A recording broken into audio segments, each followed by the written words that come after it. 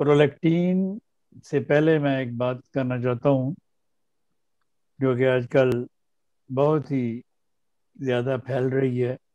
مجھے بھی کم از کم 200-250 میسیجز آ چکے ہیں اس کے. وہ ہے ایک دوائی اسپیڈوسپیرما کی. یہ دوا ہم نے اپنے پروگرام میں آج سے کوئی 1.5 مہینہ پہلے یا مہینہ پہلے بتائی تھی لوگوں کو, اور یہ کہا تھا کہ اگر آکسیجن 200 میں سب سے بیسٹ ہے, اگر وہ نہ ملے تو آپ اسپیڈوسپیرما دے سکتے ہیں.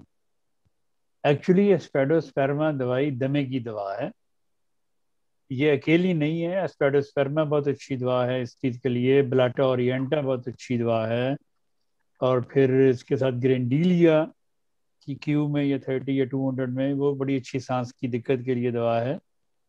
تو اس کے ساتھ اسپیڈوسپیرما بھی ہے. لیکن وہ لوگ نے پتہ نہیں وہ کہاں سے ایک ویڈیو ان کو مل گئی ہے, تو وہ بس اتنی, میرا خیال 200-250 میسج مجھے صرف اس کے پوچھنے کے آ رہے ہیں کہ جی یہ دوائی ٹھیک ہے. بھائی یہ دوا ہم نے سب سے پہلے ہم نے بتائی تھی, تو اس وقت تو لوگوں کا دھیان نہیں گیا, لیکن وہ ویڈیو ایک دیکھ لی تو اس کے اوپر جناب وہ تبصرے اور وہ لوگ پینک ہو گئے ہیں کہ یہ دوائی مل جائے گی, کہاں سے ملے گی, یہ ہو جائے گا, وہ ہو جائے گا. آج بھی میں کہتا ہوں کہ آکسیجن کی کمی کے لیے آکسیجنم 200 سے اچھی کوئی دوائی نہیں.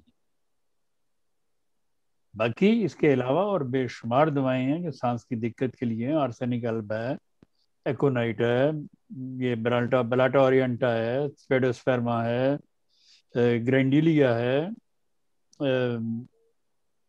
اور اس طرح کی اور دوائیں, یہ سب دمے میں کام آتی ہیں. یہ دوائیں